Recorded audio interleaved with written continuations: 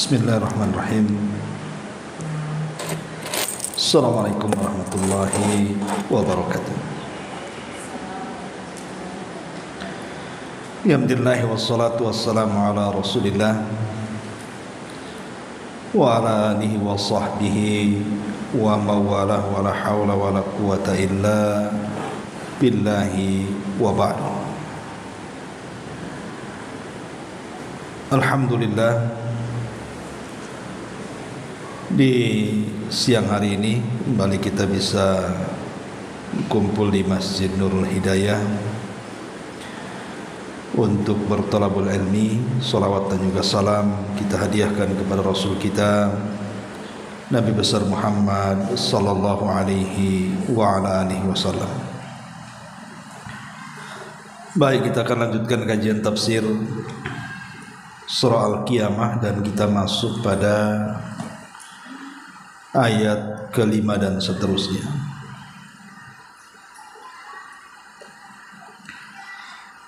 Allah mengatakan, bal yuridul insanu liyafjura amama yas'alu ayyana yaumul qiyamah fa idza bariqal basar wa khasafal qamar wa jumi'a asy-syamsu wal qamar yaqulul insanu yawma idzin aynal mafar kalla la wazar ila rabbika yawma idzinil mustaqar yunabba'ul insanu yawma idzin bima qaddama wa akhar balil insanu ala nafsihi basira walau alqa ma'adhira. Allah subhanahu wa ta'ala berfirman, bahkan manusia hendak berbuat maksiat terus menerus. Dia pun bertanya, kapankah kiamat itu terjadi? Maka Allah subhanahu wa ta'ala menjawab, apabila mata terbelalak ketakutan, apabila bulan pun telah hilang cahayanya, serta matahari dan bulan dikumpulkan, pada hari itu manusia berkata, kemana tempat kita berlari? Sekali-kali tidak ada tempat berlindung, hanya kepada Rabbmu tempat kembali pada hari itu. Pada hari itu diberitakan kepada manusia apa yang telah dia kerjakan dengan apa yang ia telah lalaikan. Bahkan manusia menjadi saksi atas dirinya sendiri walaupun dia mengemukakan alasan-alasannya. Ma'asyiral muslimat yang dimuliakan Allah subhanahu wa ta'ala, ayat yang kita baca ini masih bercerita tentang kita, tentang peristiwa-peristiwa kiamat. Masalahnya ada sebagian manusia yang mereka tidak yakin adanya kiamat, sehingga mereka terus-menerus melakukan maksiat kepada Allah Azza wa Jalla, seolah-olah tidak ada kehidupan setelah kematian. Makanya Allah mengatakan, bal yuridul insanu liyafjura amama. Akan tetapi manusia hendak berbuat maksiat terus-menerus. Karena ketika orang tidak yakin tentang hari kiamat, ada kehidupan setelah kematian, ada perhitungan hisab setelah kematian, ada pertanggungjawaban setelah kematian, tidak yakin dengan perkara itu, maka selamanya manusia tidak akan bertobat dari maksiatnya. Karena dia kira perbuatan maksiat di dunia yang ia lakukan tidak ada balasannya. Makanya orang yang tidak yakin adanya hari kiamat dipastikan akan terus-menerus melakukan dosa. Bal yuridul insanu liyafjura amama. Akan tapi manusia itu berbuat maksiat terus-menerus. karena mereka mengingkari adanya kiamat. Yas'alu ayyana yaumul qiyamah. Orang yang terus-terusan bermaksiat pun mengatakan, kapan kira-kira kiamat itu? Tentu ini kalimat sindiran. Seolah-olah mereka mengatakan, tidak mungkin kiamat itu. Emangnya kapan kiamat itu? Sambil mereka bermaksiat kepada Allah, dia mengatakan tidak mungkin terjadi kiamat. Emang kapan kiamat? Jadi orang-orang yang ahli maksiat itu mereka akan mengejek, seolah-olah kiamat itu tidak akan terjadi, tetapi perkataan mereka seolah-olah bertanya kapan terjadi. Itu hanya kalimat ejekan mereka saja. Tapi Allah Subhanahu wa taala katakan kiamat itu pasti terjadi. Kapan itu? Fa idza barikal basar. Apabila mata-mata terbelalak ketakutan. Ada yang mengatakan barikal basar, terbelalak di sini maksudnya saat ruh dicabut. Jadi saat ruh dicabut oleh malakul maut, Nabi SAW, idza qubidatir ruhu tabi'ahul basar. Apabila ruh itu dicabut, maka pandangan akan mengikutinya. Karena ruh itu kan dicabut dari mulut kita. Setelah ruh itu dicabut dari mulut, pandangan itu nonton ruh dicabut yang sedang keluar dari mulutnya. Makanya setiap manusia yang mati dipastikan terbelalak kedua matanya, karena ruh dicabut mengikuti pandangan ruhnya. Dari sini Rasul menyunahkan kalau ada orang yang meninggal matanya terbelalak atau melotot, maka disunahkan untuk ditutup supaya tidak menakuti orang. Jadi penafsiran yang pertama, fa idza barikal basar, apabila mata terbelalak kapan? Saat ruh dicabut. Dan itulah yang disebut dengan qiyamatus sughra, kiamat kecil. Nabi SAW mengatakan, idza mata ahadukum faqad qamat qiyamatuh. Kalau meninggal salah seorang di antara kalian berarti tegaklah kiamat kepadanya. Jadi kiamat itu ada dua, ada kiamat kecil, ada kiamat besar. Kiamat kecil minimalnya kematian yang kita saksikan setiap hari. Ada orang yang mati, si anu, besoknya si anu, besoknya si anu. Itulah kiamat kecil yang menimpa kepada seseorang, datangnya kematian.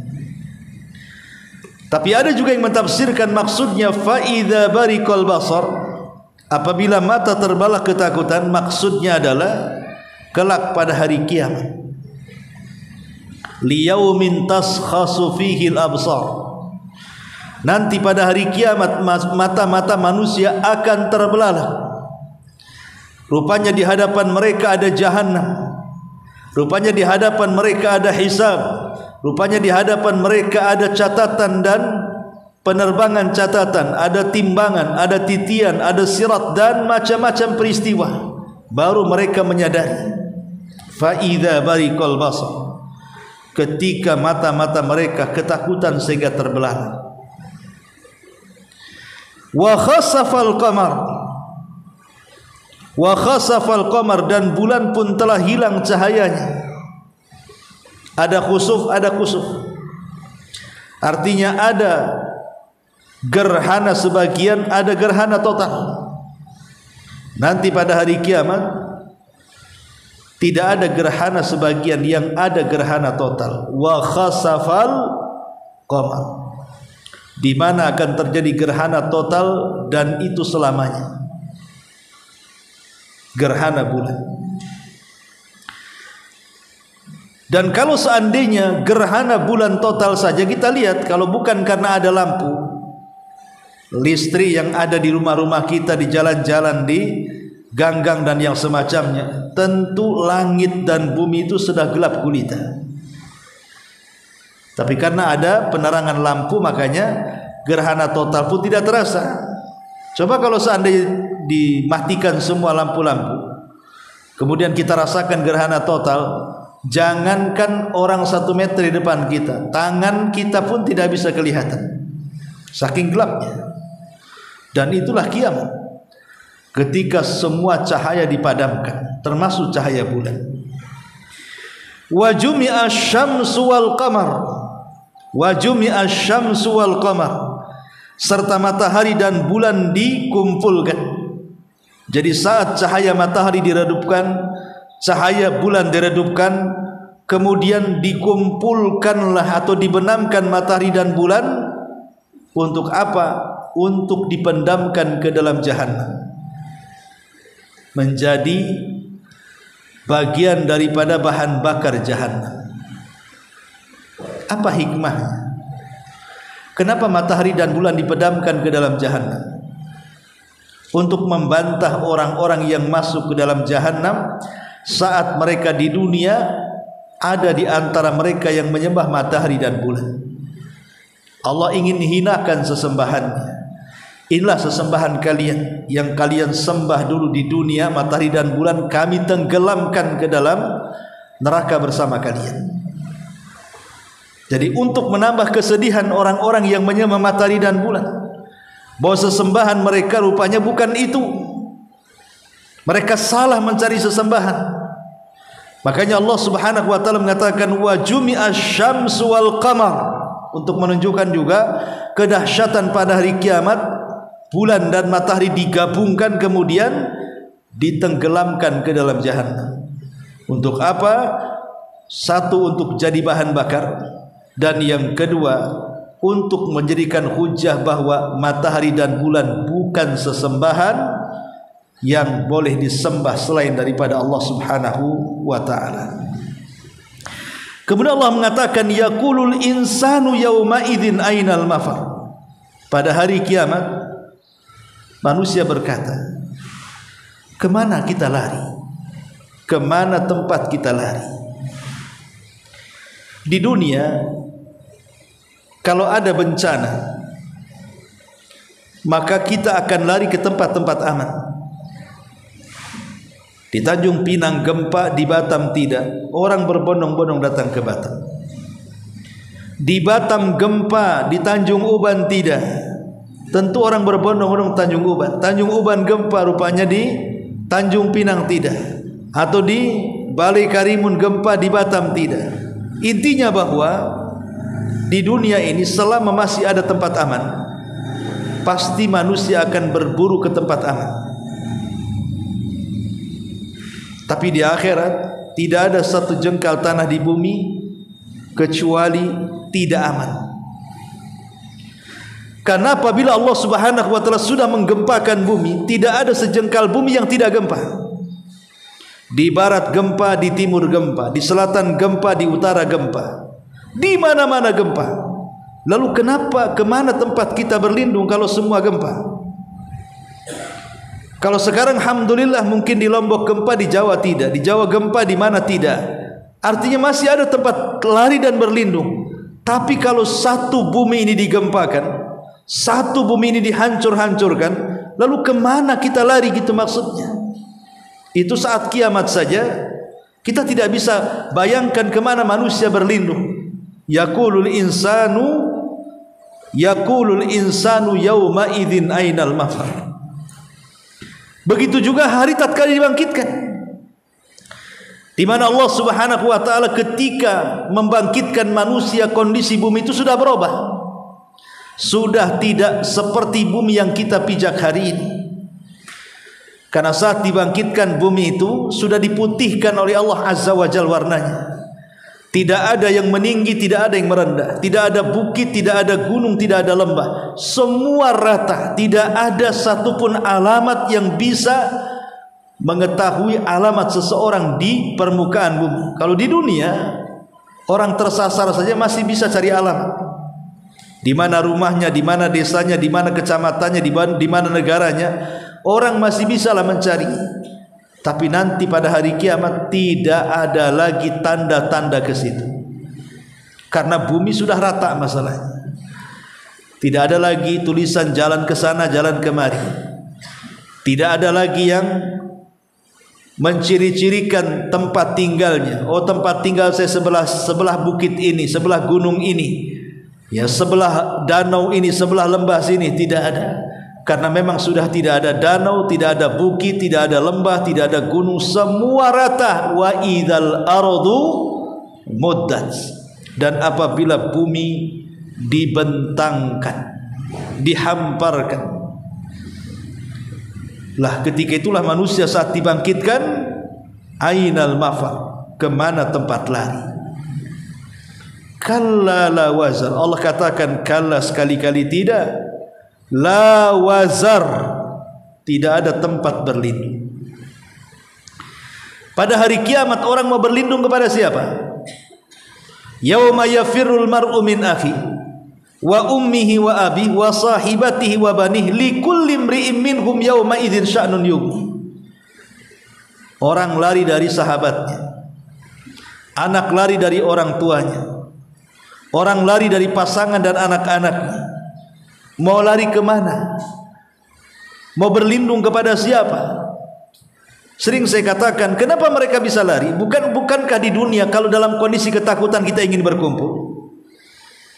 Jadi di dunia ini kalau kita sedang ketakutan, bukankah ingin berkumpul dengan keluarga? Karena berkumpulnya bersama-sama keluarga meringankan perasaan takut. Tapi di akhirat justru merasa aman dengan lari dari orang lain. Istri merasa aman kalau bisa lari dari suaminya. Anak merasa aman kalau bisa lari dari orang tuanya. Orang tua merasa aman kalau bisa lari dari anaknya. Saudara merasa aman kalau bisa berlari dari saudaranya. Kenapa coba? Karena dikhawatirkan masing-masing orang akan mengambil hak dan kewajiban serta tuntutannya. Bukankah di dunia terkadang suami istri saja saling lalai, hak dan kewajibannya tidak dilaksanakan. Ada istri yang sudah memberikan hak dan kewajibannya, suami pula tidak. Ada suami yang sudah memberikan hak dan kewajibannya, istrinya pula lalai. Ada anak yang memberikan hak dan kewajibannya kepada orang tua, orang tuanya pula tidak. Atau sebaliknya. Lah ini semua akan dipertanggungjawabkan di hadapan Allah. Makanya saat dibangkitkan, suami tidak akan mau berjumpa dengan istrinya. Takut apa? Takut ditanya hak dan kewajibannya. Dulu engkau belum melaksanakan hak dan kewajibanmu seorang suami, mana pahala? Maka istri juga mengatakan, mana pahalamu? Takut dirampas pahalanya. Sementara itu modal satu-satunya masuk surga. Makanya masing-masing akan lari dari orang-orang yang dicintainya. Karena kalau ketemu, itu akan diambil pahalanya. Makanya pada hari itu seseorang lari dari saudaranya, seorang lari dari ayah ibunya, seorang lari dari pasangan dan anak-anaknya, tidak mau ketemu. Kalau sudah seperti ini, kalla la wazar, sekali-kali tidak ada tempat berlindung lagi. Ila rabbika yauma idzinil mustaqar, hanya kepada Rabbmu tempat kembali pada hari itu. Hanya kepada Allah lah tempat kembali kita. Kalau kita sudah tahu bahwa tempat kembali kita kepada Allah Subhanahu wa taala, inna lillah wa inna ilaihi rajiun, kita kembali, kita datang dari Allah dan kita akan kembali kepada Allah Azza wa Jal, maka sudah selayaknya di dunia harusnya kita mempersiapkan diri. Bagaimana caranya kita akan berjumpa dengan Allah? Apa yang harus kita katakan? Apa yang harus kita pertanggungjawabkan di hadapan Rabbul Jalal Allah Subhanahu wa taala? Artinya sudah harus mempersiapkan diri di dunia. Kemudian Allah mengatakan, yunabba'ul insanu yauma idzin bima qaddama wa akhar. Pada hari itu diberitakan kepada manusia apa yang telah dia kerjakan di dunia dan apa yang telah dia lalaikan di akhirat. Maksudnya pahala di akhirat. Di dunia, sudahkah kita beramal yang bisa mengalir sampai ke akhiratnya? Dan di akhirat merasa amalan itu bermanfaat untuk pertanggungjawaban dia di hadapan Allah. Makanya kenapa Nabi mengatakan, idza mata ibnu adam in qata amaluhu illa min thalathin sadaqatin jariyah aw ilmin yuntafa'u bihi aw waladin salihin yad'ulah. Apabila anak Adam meninggal dunia, tidak akan dibawa kecuali 3 perkara: sedekah yang mengalir, ilmu yang bermanfaat, dan anak yang soleh. Maksudnya di sini bima qaddama wa akhar, bima qaddama amalan yang mengalir di dunia, wa akhar artinya pahala yang bisa dimanfaatkan di akhirat. Dengan kata lain, selama di dunia dia banyak melakukan amal saleh yang pahalanya mengalir ke akhirat. Sudahkah kita kerjakan seperti itu? Yunabba'ul insanu yauma idzin bima qaddama wa akhar. Karena kita tahu bahwa amalan yang paling afdal dari sedekah itu adalah sedekah yang mengalir. Sedekah yang mengalir, yang bersifat wakaf, yang terus mengalir kalaupun orang yang sudah meninggal, tapi sedekahnya akan terus bermanfaat. Kemudian Allah mengatakan balil insanu ala nafsihi basira. Bahkan manusia menjadi saksi atas dirinya sendiri. Di dunia, kalau kita terjerat sebuah kasus dan kita memiliki uang, apa kira-kira yang ibu buat? Pasti ibu akan menyewa lawyer, menyewa pengacara. Nanti pengacara inilah yang kemudian akan berbicara di depan hakim. Bahkan terkadang pengacara ini yang sibuk mencarikan saksi untuk kita. Akhirnya kita yang di posisi salah menjadi benar, dan lawan kita yang di posisi benar menjadi salah. Kita yang harusnya masuk penjara akhirnya keluar dari penjara, orang lain yang tidak seharusnya masuk penjara gara-gara kita kasuskan akhirnya masuk penjara. Di dunia ini semua bisa diputar balikan oleh kecerdasan manusia, kepandaian bicara lawyer dan pengacara, kepalsuan saksi dan sogokan hakim serta orang-orang yang bisa bersaksi palsu. Tapi di akhirat mana bisa itu? Allah mengatakan balil insanu ala nafsihi basir. Bahkan manusia menjadi saksi atas dirinya. Walaupun lisan ini bicara, bisa diputar balikan fakta, dari yang benar menjadi salah, tapi tangan dan kaki manusia tidak bisa dibohongi oleh lisan kita. Karena nanti lisan kita akan ditutup, tiba-tiba kemudian tangan akan bicara dan saksi kaki juga akan ikut menyaksikannya. Yauma nakhtimu ala afwahihim wa tukallimuna aydihim wa tashhadu arjuluhum. Pada hari lisan terkunci, kemudian tangan bicara dan kaki menjadi saksi. Kira-kira lawyer mana yang bisa menyelamatkan? Toh yang bicara adalah kita pelaku sendiri. Kalau di dunia kan bukan kita yang bicara, orang lain yang bicara. Kita disuruh diam saja sama lawyer kita, sama pengacara kita, biar mereka yang bermain. Lah di akhirat tidak ada lawyer.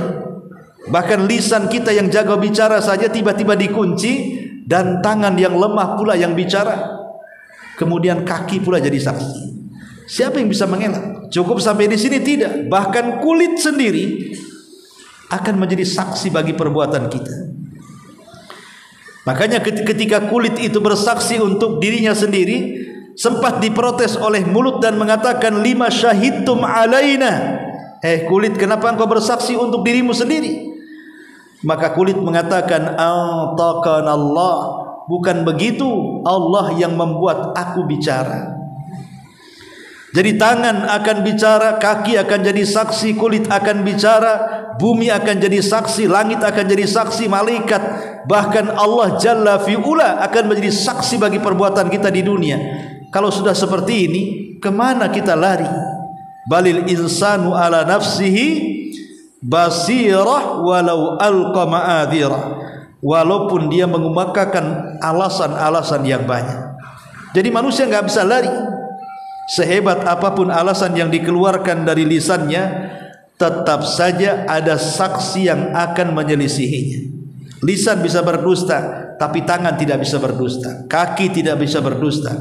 Kulit tidak bisa berdusta. Bumi tidak akan berdusta. Langit tidak akan berdusta. Dan catatan-catatan malaikat pun akan menyingkapkan kedustaannya. Jadi akan sulit lari dari peradilan dan persidangan Allah Subhanahu wa ta'ala. Walau alqa ma'adhirah, walaupun dia mengemukakan alasan-alasannya.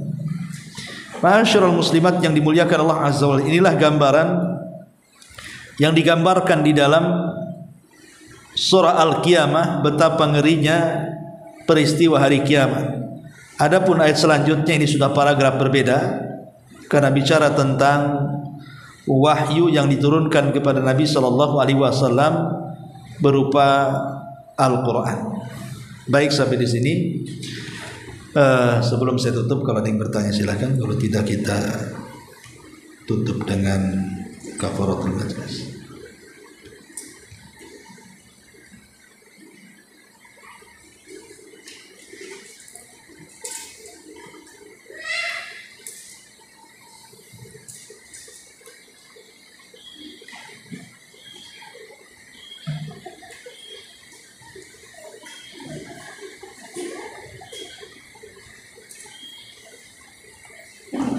Baik, kalau tidak ditutup. Subhanallah wa bihamdika, asyhadu an la ilaha illa anta, astaghfiruka wa atubu ilaik.